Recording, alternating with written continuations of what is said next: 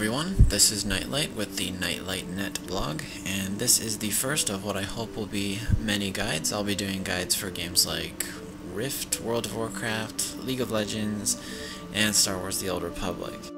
This particular guide is going to be for Rift, and I'm going to be showing you how to level quickly as a Cleric. Now, there are a number of leveling builds for Clerics that you can find on ZAM or Rift Junkies or other database sites.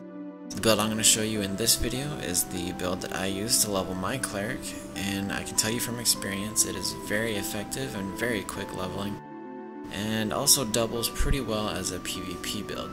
This guide will be primarily geared toward those who are new to the Cleric and Rift in general, so if you're a Rift veteran you may not find anything new here. Okay, so the primary soul we want to use is the Inquisitor soul. The main reason that Inquisitor works so well for leveling is because it couples the ability to deal good damage to multiple targets with good survivability. The main abilities we'll be using are Vex, Soul Drain, and Circle of Oblivion. With that in mind, if we take a look at our Inquisitor soul tree, we want to make sure to take talents that will augment those abilities. So there are two talents that increase the effectiveness of Vex, and those are Contempt and Mental Resilience. With 2 points spent in Contempt, your Vex spell will heal you for 90% of the damage dealt, so it essentially becomes both a dot and a hot. The second talent, Mental Resilience, increases the damage of Vex as well as Sanctioned Heretic by 50%, so naturally these two talents synergize very well together. This is the key to making this build work. Vex will enable you to pull a lot of mobs, finish them quickly, and end the fight with 90 to 100% of your health intact. Alright, so our next spell is Soul Drain.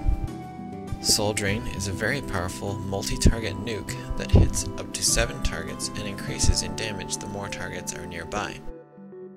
One talent that will really help with Soul Drain is Clinging Spirit. Clinging Spirit will increase magic damage taken by all targets hit by Soul Drain by 7% for 10 seconds, which will by extension increase the damage of all of our other abilities, so it's definitely a must-have. Another good one to take is Fanaticism. Fanaticism is a cooldown that when used will cause your next damaging ability to crit, and as you play you'll find that Soul Drain crits are especially nasty. Since Fanaticism's cooldown is only 45 seconds, you should be able to use it just about every 2 or 3 pulls. So then of course we want to grab Circle of Oblivion, which will be our second AoE spell. It is a channeled AoE, and talents that will affect Circle of Oblivion will affect our other spells as well. We want to get Armor of Devotion, Corporal Punishment, Fanatic's Faith, Inner Focus, and of course Unholy Tutelage, which reduces the mana cost of our damaging spells by 10%, which is great for Circle of Oblivion especially, because Circle of Oblivion is a very mana hungry spell. Also, you absolutely want to get Aggressive Renewal, as it will effectively remove downtime from the equation, which is important for leveling as you want as little downtime as possible. Aggressive Renewal is a channeled attack that will restore about 40% of your mana over 3 seconds, and the cooldown is short enough that you shouldn't have to stop and drink much if at all to recover mana, so definitely an amazing skill to have. After that, it's really up to you any other points you want to put into your Inquisitor tree. I'll just say that it can be worth spending at least 44 points in Inquisitor for Shroud of Agony, which is a buff that gives you a chance to deal death damage to nearby enemies when you are hit. So the other two souls that I use are Justicar and Warden. Both of these souls are going to go a long way to increasing your survivability, which will enable you to do larger pulls.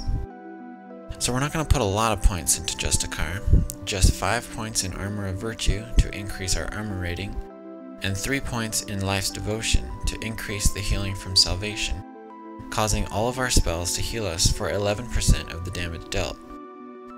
In Warden, we want to grab Aquatic Affinity to increase our mana pool, Fluidity to up the heals from our hots, Restorative Tide will apply a hot each time we are critically hit, and I like to take Dissolution as an additional utility spell, which is nice, especially in PvP. So once all points are allocated, my build is 45 Inquisitor, 13 Warden, and 8 Justicar. Now as you're leveling, make sure to max out all of your Inquisitor talents first, with Justicar as your second priority. 0 points in Warden is fine until you get these 8 points in Justicar. And naturally, you aren't going to have 66 talent points at your disposal to complete this build while you're still leveling. But as I mentioned, this build does double well as a good PvP build. So now I'll show you your skill order, and we'll take a quick look at the build in action. The skill order is Vex, Fanaticism, when off cooldown, Soul Drain, Circle of Oblivion.